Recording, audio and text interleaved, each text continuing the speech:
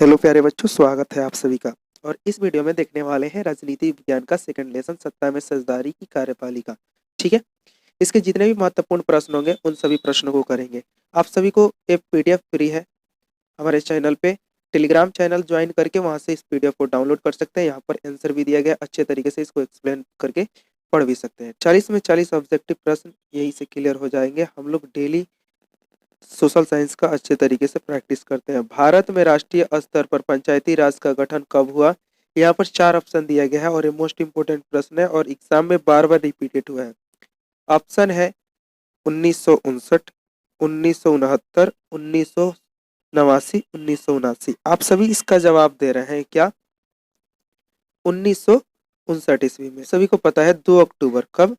2 अक्टूबर 1959 ईस्वी को राजस्थान के नागौर जिला में पंचायती राज की स्थापना हुई। पूछा जाता है कि पंचायती राज किस राज्य में पहली बार स्थापित हुआ, मतलब भारत के किस राज्य में लागू हुआ? तो याद रखेंगे राजस्थान। किसकी? राजस्थान। यानी इस प्रश्न का सही आंसर क्या हो जाएगा? Option A 1959। ठीक है। यहाँ पर अगला संघ सरकार का उदाहरण है। संघ सरकार का उदाहरण है। यहाँ पे 4 ऑप्शन दिए गए हैं। यहाँ पे चारों ऑप्शनों को देखेंगे और इसका जवाब देंगे। अमेरिका, चीन, ब्रिटेन, इनमें से कोई नहीं। प्रश्न का सही आंसर हो जाएगा ऑप्शन है अमेरिका, जो है संघ सरकार का एक उदाहरण है। और आगे बढ़ते हैं हम लोग अगले प्रश्न की तरफ। इंपॉर्टेंट प्रश्न है, भारत में सर्वप्रथम नगर निगम की स्थापना की गई। कहाँ की गई है? एग्जाम में मोस्ट रिपीटेड प्रश्न है। पहला है कोलकाता, दूसरा दिल्ली, तीसरा मुंबई, चौथा चेन्नई। तो आप सभी जानते हैं कि भारत में सबसे पहले चेन्नई में नगर निगम की स्थापना की गई। यानी इस प्रश्न का सही आंसर ऑप्शन डी हो जाएगा। चौथा नंबर क्वेश्चन है, भारत में संविधान सभा का गठन कब हुआ? तो ऑप्शन ए है 1942, 1944, 1946 या 1948। तो आप सभी इस प्रश्न का आंसर जानते हैं कि भारतीय संविधान सभा का गठन जो हुआ था 9 दिसंबर 1946 ईस्वी को हुआ था। यानी इस प्रश्न का सही आंसर हो जाएगा 1946। ठीक है। अगले प्रश्न की तरफ बढ़ते हैं और मोस्ट इंपोर्टेंट है, पंचायत समिति का प्रधान होता है पहला मुखिया, प्रमुख, सरपंच या बीडीओ? तो इस प्रश्न का सही आंसर आप सभी बता रहे हैं। और आप सभी जानते हैं कि पंचायत समिति का जो मुख्य प्रधान होता है वो प्रमुख होता है। यानी इस प्रश्न का सही आंसर ऑप्शन बी हो जाएगा। अगले प्रश्न की तरफ बढ़ते हैं, निम्नलिखित में कौन केंद्र शासित प्रदेश है? तो पहला ऑप्शन है छत्तीसगढ़, दूसरा उत्तराखंड, तीसरा चंडीगढ़, चौथा केरल। केंद्र शासित प्रदेश, छत्तीसगढ़ एक राज्य है, उत्तराखंड एक राज्य है, केरल एक राज्य है, चंडीगढ़ जो है एक केंद्र शासित प्रदेश है। यानी इस क्वेश्चन का राइट आंसर ऑप्शन सी हो जाएगा। अगले प्रश्न की तरफ बढ़ते हैं। 7वां नंबर क्वेश्चन आपके मॉडल पेपर में पूछ दिया गया था कि बिहार में नगर निगम में वार्डों की न्यूनतम संख्या क्या है? तो 7वें नंबर क्वेश्चन का सही आंसर हो जाएगा 42 है। आप सभी को मॉडल पेपर के क्वेश्चन जब कराया जा रहा था तो उसमें यह प्रश्न आया था। आप सभी मॉडल पेपर अगर नहीं किए तो जाकर कर सकते हैं। ठीक है। चलिए अगले प्रश्न की तरफ बढ़ते हैं। अगला प्रश्न है, पंचायती राज व्यवस्था सर्वप्रथम भारत के किस राज्य में शुरू हुई? अभी मैंने बताया था कि राजस्थान के नागौर जिले के में हुआ था। यानी इसका राइट आंसर हो जाएगा ऑप्शन ए राजस्थान। ठीक है। 9 नंबर क्वेश्चन देखेंगे, ग्राम पंचायत का सचिव कौन होता है? मोस्ट इंपोर्टेंट है, उप मुखिया, सरपंच, पंचायत सचिव या दलपति? तो इस प्रश्न का सही आंसर आप सभी बता रहे हैं। पंचायत सचिव जो होता है ग्राम पंचायत का प्रधान मतलब सचिव होता है। क्या होता है? पंचायत सचिव। ग्राम पंचायत का सचिव कौन होता है? तो पंचायत सचिव। इस प्रश्न का सही आंसर हो जाएगा। अगले प्रश्न की तरफ बढ़ते हैं और अगला प्रश्न यहाँ पर देखेंगे, संघीय व्यवस्था में सरकार होती है एकल, दोहरी, त्रिस्तरीय या कोई नहीं? तो याद रखेंगे संघीय व्यवस्था में जो सरकार होती है दोहरी सरकार होती है। यानी इस प्रश्न का सही आंसर ऑप्शन बी हो जाएगा। ठीक है। अगले प्रश्न की तरफ बढ़ते हैं। 11 नंबर क्वेश्चन है, भारतीय संविधान में अधिकारों की अनुसूची है 2, 3, 4 या 5? तो इस प्रश्न का सही आंसर जानते हैं आप सभी 3 है। भारतीय संविधान में अधिकारों की अनुसूचियां कितनी है? 3 है। ठीक है। अब यहाँ पर इस 3 अनुसूचियां कौन कौन सी है? तो संघ सूची, राज्य सूची, समवर्ती सूची। ठीक है। इस प्रश्न का राइट आंसर हो जाएगा। अगले प्रश्न की तरफ बढ़ते हैं। भारतीय संविधान द्वारा मान्य राष्ट्रीय भाषाओं की संख्या है। भारत में जो भारतीय संविधान के द्वारा कितनी भाषाओं को मतलब राष्ट्रीय स्तर पर मनोनीत किया गया है? तो याद रखेंगे 22 भाषाओं को। अब पूछा जाएगा कि संविधान शुरू हुआ था उस समय कितने? तो 14 भाषाएं। 8 भाषाओं को संविधान संशोधन द्वारा जोड़ा गया है। इस प्रश्न का सही आंसर ऑप्शन डी हो जाएगा। चलिए अगले प्रश्न की तरफ बढ़ते हैं। इनमें से कौन केंद्र शासित क्षेत्र नहीं है यानी राज्य है? मिजोरम। मिजोरम एक राज्य है। यानी इस प्रश्न का सही आंसर हो जाएगा दिल्ली एक केंद्र शासित, पांडुचेरी और लक्षद्वीप ये सारे के सारे केंद्र शासित प्रदेश है। मिजोरम एक स्टेट है। अगले प्रश्न की तरफ बढ़ते हैं और अगला प्रश्न है वर्तमान में भारत में केंद्र शासित प्रदेशों की संख्या कितनी है। तो आप सभी जानते हैं कि वर्तमान में केंद्र शासित प्रदेशों की संख्या जो है 8 है और राज्य स्टेट कितने हैं 28 है। तो इस प्रश्न का सही आंसर हो जाएगा 8, जो कि ऑप्शन यहाँ पे नहीं दिया है, यानी इस क्वेश्चन का सही आंसर क्या हो जाएगा 8। ठीक है, वर्तमान में केंद्र शासित प्रदेश कितने हैं 8 है। ठीक है, याद रखेंगे। निम्नलिखित में कौन सा कारक ग्राम कचहरी का अंग नहीं है। कौन सा कारक जो है ग्राम कचहरी का अंग नहीं है, ये सभी बता देना है। मुखिया, न्याय मित्र, सरपंच या न्याय सचिव। आप सभी को पता है कि ग्राम कचहरी जो होता है हम तो उसमें मुखिया का कोई मतलब वो नहीं होता है, अंग नहीं होता है। ठीक है, मुखिया जो है कार्यपालिका का अंग है और सरपंच जो होते हैं न्यायपालिका का अंग होते हैं, यानी जो न्याय करते हैं। ठीक है, तो इस प्रश्न का सही आंसर ऑप्शन ए हो जाएगा। ठीक है, अब अगले प्रश्न की तरफ बढ़ते हैं। संघीय व्यवस्था में सरकार होता है एक दलीय, द्विदलीय, बहुदलीय या कोई नहीं। आप सभी जानते हैं कि बहुदलीय सरकार की होता है। संघीय व्यवस्था में कौन सी सरकार होता है, बहुदलीय सरकार होता है। अगले प्रश्न की तरफ बढ़ते हैं और अगला प्रश्न यहाँ पर देखेंगे। यहाँ पर बिहार की स्थानीय निकाय चुनाव में महिलाओं की लिए आरक्षण का प्रावधान है। कितना प्रतिशत आरक्षण है, तो आप सभी जानते हैं 50%। एग्जाम में रिपीटेड क्वेश्चन है और ये पूछा भी गया था, मॉडल पेपर में आया था कि बिहार में स्थानीय निकाय चुनाव में महिलाओं के लिए कितने प्रतिशत आरक्षण है, तो 50%। एग्जाम का रिपीटेड क्वेश्चन है। ठीक है, एग्जाम में पूछा जाता है। आप सभी इस प्रश्न का उत्तर देंगे। वर्तमान समय में विश्व के करीब कितने देशों में संघात्मक सरकार प्रणाली लागू है। यानी वर्तमान समय में जो विश्व में करीब कितने देश हैं जहां पे संघात्मक सरकार प्रणाली लागू है। यहाँ पे 4 ऑप्शन दिए गए हैं, यहाँ पे चारों ऑप्शन को देखेंगे। पहला ऑप्शन है 25, दूसरा 50, 75 या 100। तो इस प्रश्न का सही आंसर आप सभी बता रहे हैं ऑप्शन ए 25। ठीक है, 25 देशों में, विश्व करीब कितने देशों में, तो 25 देशों में संघात्मक सरकार प्रणाली लागू है। अगला प्रश्न है मोस्ट इंपोर्टेंट प्रश्न है, बिहार की कितनी आबादी पंचायत समिति का एक सदस्य बन जाने का प्रावधान। यहाँ पर देखेंगे अगला प्रश्न, बिहार में कितनी आबादी पंचायत समिति के एक सदस्य को चुने चुने जाने का प्रावधान है। यहाँ पे पहला है 4000, 6000, सी ऑप्शन है 5000 और डी ऑप्शन है 2000।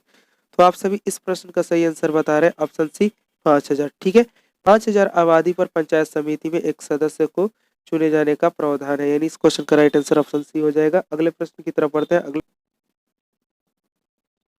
20 नंबर क्वेश्चन देखेंगे, भारतीय संसद की किस संविधान संशोधन 1992 में पारित की नागरिक स्वशासन व्यवस्था को संवैधानिक मान्यता प्रदान की।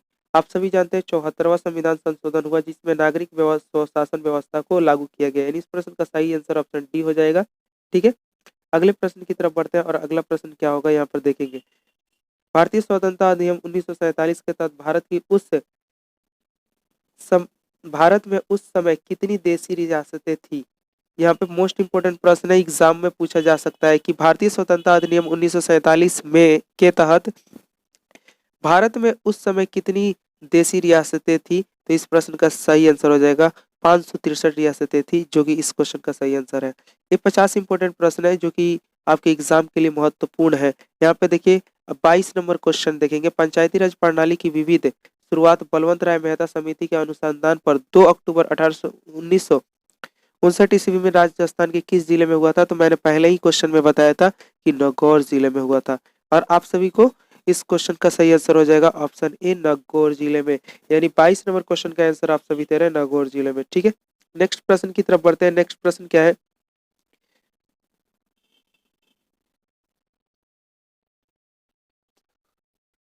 तेईस नंबर क्वेश्चन है कि संघ राज्य की विशेषता नहीं है। ठीक है, लिखित संविधान सही है। शक्तियों का विभाजन संघ में होता है, एक हरी शासन व्यवस्था जो कि नहीं होता है, यानी इस क्वेश्चन का सही आंसर ऑप्शन सी हो जाएगा। सर्वोच्च न्यायालय संघ राज्य की विशेषता है, यानी इस क्वेश्चन का सही आंसर ऑप्शन सी हो जाएगा। ठीक है, अगले प्रश्न की तरफ बढ़ते हैं। 24 नंबर पर बिहार में 24 नंबर क्वेश्चन है, बिहार में पंचायती राज का स्वरूप कैसा है, एक स्तरीय, द्विस्तरीय, त्रिस्तरीय या इनमें से कोई नहीं। आप सभी इस प्रश्न का सही आंसर बता रहे हैं त्रिस्तरीय। बिहार में पंचायती राज की व्यवस्था जो है त्रिस्तरीय है। ठीक है, अगले प्रश्न की तरफ बढ़ते हैं। अगला प्रश्न यहाँ पर देखेंगे, किस राज्य का नाम एवं सीमा परिवर्तन करने का अधिकार किसके पास है, लोकसभा या भारत के प्रधानमंत्री या सांसद या राष्ट्रपति। तो आप सभी यहाँ पे इस क्वेश्चन का सही आंसर हो जाएगा ऑप्शन ए, लोकसभा के पास जो है नाम और सीमा परिवर्तन करने का अधिकार है। ठीक है, समवर्ती सूची में रखा गया है। देखिए संविधान की 7वीं सूची में जो है 3 सूचियों का वर्णन है। पहले में है संघ सूची, दूसरे में राज्य सूची, तीसरे में संघ सूची। संघ सूची में क्या होता है कि जिसमें संघ के कार्य को रखा गया है, और राज्य सूची में क्या है जिसमें राज्य के कार्य को रखा गया है। समवर्ती सूची में क्या है, संघ और राज्य के दोनों के कार्यों को रखा गया है। ठीक है, यानी इस क्वेश्चन का सही आंसर ऑप्शन ए हो जाएगा, केंद्र और राज्य के दोनों के। यानी इस क्वेश्चन का सही आंसर ऑप्शन बी हो जाएगा, समवर्ती सूची में रखा गया केंद्र और राज्य के दोनों के प्रावधानों को रखा गया है। ठीक है, अगले प्रश्न की तरफ बढ़ते हैं और अगला प्रश्न यहाँ पर देखेंगे। चलिए नेक्स्ट प्रश्न की तरफ देखेंगे आप सभी। भारत में सर्वोच्च न्यायालय का मुख्य न्यायाधीश की नियुक्ति कौन करता है? मोस्ट इंपोर्टेंट प्रश्न है, क्वेश्चन रिपीटेड है। प्रधानमंत्री, राष्ट्रपति, सांसद या उपराष्ट्रपति? इस क्वेश्चन का सही आंसर आप सभी बताएंगे। तो आप सभी बता रहे हैं कि राष्ट्रपति जो होते हैं ना, मुख्य सर्वोच्च न्यायालय के मुख्य न्यायाधीश का नियुक्ति करते हैं। यानी इस प्रश्न का सही आंसर हो जाएगा ऑप्शन बी। ठीक है, नेक्स्ट प्रश्न की तरफ बढ़ते हैं। अगला प्रश्न यहाँ पर देखेंगे आप सभी के बीच है, आधुनिक युग में प्रत्यक्ष लोकतंत्र कहाँ है?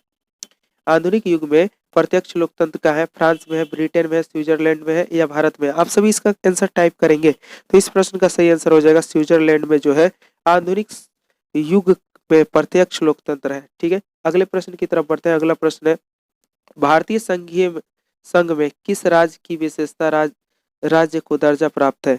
भारतीय संघ में किस राज्य को विशेष राज्य की दर्जा प्राप्त है? तो आप सभी जानते हैं, ये प्रश्न को आप लोग छोड़ देंगे। विशेष राज्य का दर्जा जम्मू कश्मीर को प्राप्त था लेकिन अब नहीं है। ठीक है, इस प्रश्न को आप लोग छोड़ देंगे। ठीक है, ये प्रश्न नहीं करना है। अगला प्रश्न है, योजना आयोग, भारत में योजना आयोग का गठन कब किया गया? मतलब भारत में योजना आयोग का गठन कब किया गया?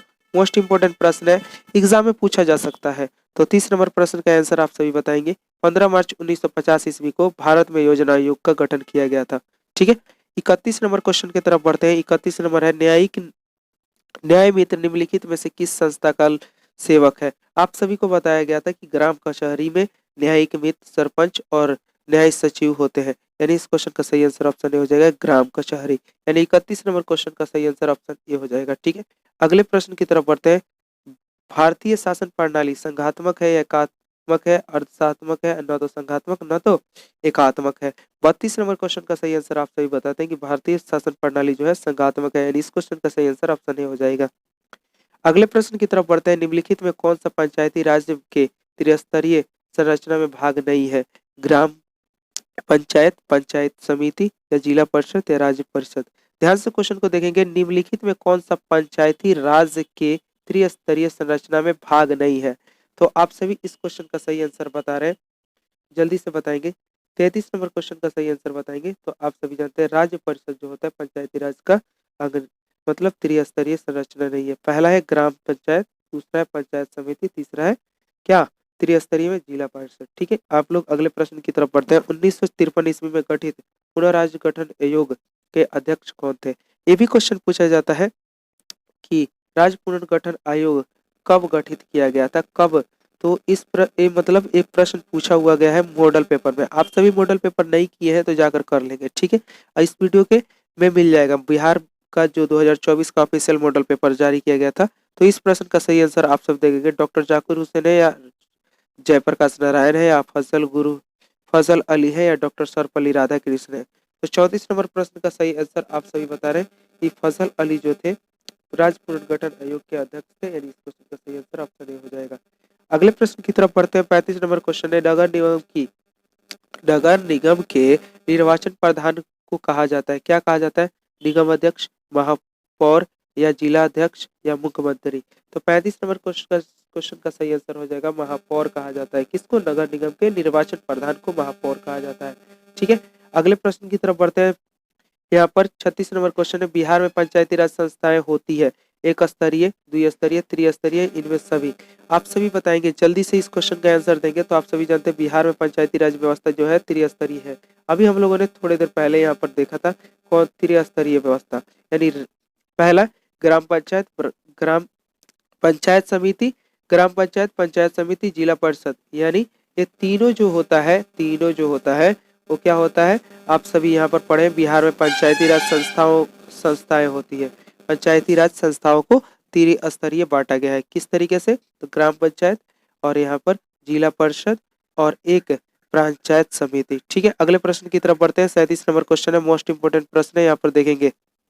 भारतीय संविधान का 73वां संविधान संशोधन निम्नलिखित में से किस विकल्प से संबंधित है? आप सभी जानते हैं कि भारतीय जो 73वां संविधान संशोधन है, जिसमें 11वीं अनुसूची को जोड़ा गया था और जो कि एक ग्राम पंचायत के लिए मतलब ग्राम पंचायत राज्य को जोड़ा गया। यानी इस क्वेश्चन का सही आंसर 37 नंबर का आंसर जो हो जाएगा पंचायती राज को जोड़ा गया। यानी इस प्रश्न का सही आंसर ऑप्शन सी हो जाएगा। ठीक है, स्थानीय स्वशासन की सबसे धरातलीय संस्था कौन सी है? पहला है ग्राम पंचायत, नगर परिषद, जिला परिषद या नगर निगम। इस प्रश्न का सही आंसर आप सभी बता रहे हैं कि ग्राम पंचायत जो है स्थानीय। अगले प्रश्न की तरफ बढ़ते हैं। ग्रामीण क्षेत्र में शहरी क्षेत्रों में परिवर्तन होने वाले स्थानों को स्थानों में स्थापित होता है।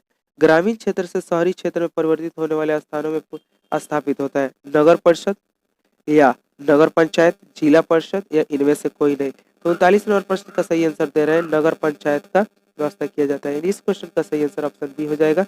अगले प्रश्न की तरफ बढ़ते हैं। अगला प्रश्न यहाँ पर देखेंगे, पंचायती राज अधिनियम 2006। पंचायती राज अधिनियम 2006 के अनुसार ग्राम पंचायत की स्थापना के लिए न्यूनतम जनसंख्या आधारित है। तो आप सभी यहाँ पर 2006 के अनुसार आप सभी जानते हैं कि 7,000 निर्धारित है। यानी इस प्रश्न का सही आंसर ऑप्शन सी हो जाएगा। यानी 40 नंबर क्वेश्चन का सही आंसर आप लोग सी बता रहे हैं। ठीक है, चलिए यहाँ पर अगले क्वेश्चन की तरफ बढ़ते हैं। पंचायत समिति का प्रधान होता है। तो आप सभी जानते हैं पंचायत समिति का प्रधान कौन होता है? मुखिया, पंचायत लेखक या प्रमुख या सरपंच। इस प्रश्न को हम लोगों ने पहले देखा था, आप लोग जल्दी से बताएं इस प्रश्न का आंसर। तो पंचायत समिति का जो प्रधान होता है वो प्रमुख होता है। अगले प्रश्न की तरफ बढ़ते हैं। 42 नंबर क्वेश्चन है, पंचायत समिति के कार्यपालक या पदाधिकारी कौन होता है? कार्यपालक और पदाधिकारी कौन होता है? तो यहाँ पर ये थाना प्रभारी, प्रखंड विकास पदाधिकारी, प्रखंड कृषि पदाधिकारी या प्रखंड शिक्षा पदाधिकारी। तो 42 नंबर क्वेश्चन का सही आंसर आप जानते हैं, प्रखंड विकास पदाधिकारी जो होता है ग्राम पंचायत कार्यपालक या पदाधिकारी होता है। ठीक है, जो कार्य कराता है। नगर निगम का मुख्य प्रशासन को कहा जाता है आयुक्त, अध्यक्ष, नगर प्रधान या नगर आयुक्त। तो 43 नंबर प्रश्न का सही आंसर जानते हैं कि नगर आयुक्त को ही नगर निगम का प्रमुख प्रशासन होता है। ठीक है, अगले प्रश्न 44 नंबर क्वेश्चन मॉडल पेपर में आया है कि लोकसभा में निर्वाचन हेतु कुल सीटों की संख्या कितनी है? तो आप सभी जानते हैं 543 निर्वाचित किए जाते हैं और बाकी जो दो होते हैं उनको मनोनीत किए जाते हैं। यानी इस प्रश्न का सही आंसर हो जाएगा ऑप्शन सी। ठीक है, इसीलिए पूछा जाता है कि लोकसभा में कुल मतलब सदस्यों की संख्या कितनी होती है? तो याद रखेंगे 545। अगर पूछे निर्वाचित तो कितने? 543। यानी जो चुने जाते हैं और जो मनोनीत किए जाते हैं यानी मतलब अपने द्वारा चुने जाते हैं वो सभी याद रखेंगे 2 होते हैं। ठीक है, आगे बढ़ते हैं। अगले प्रश्न की तरफ बढ़ते हैं और अगला प्रश्न यहाँ पर देखेंगे, भारत में संघ और राज्यों के बीच अधिकारों का विभाजन कितनी सूचियों में हुआ है? पहला है भारत में संघ और राज्यों के बीच, तो मैंने बताया था 3 भाग में हुआ है, संघ सूची और राज सूची नहीं, संघ सूची, राज सूची और समवर्ती सूची 3 में हुआ है। यानी इस क्वेश्चन का राइट आंसर ऑप्शन सी हो जाएगा, संघीय सूची, राज सूची। ठीक है, इस प्रश्न का सही आंसर ऑप्शन बी हो जाएगा। ठीक है, अगले प्रश्न की तरफ बढ़ते हैं। अगला प्रश्न यहाँ पर देखेंगे, 1977 में जनता पार्टी की सरकार का गठन का नेतृत्व हुआ था। यहाँ पर चंद्रशेखर या लोकनायक नारायण या चौधरी चरण सिंह या मोरारजी देसाई।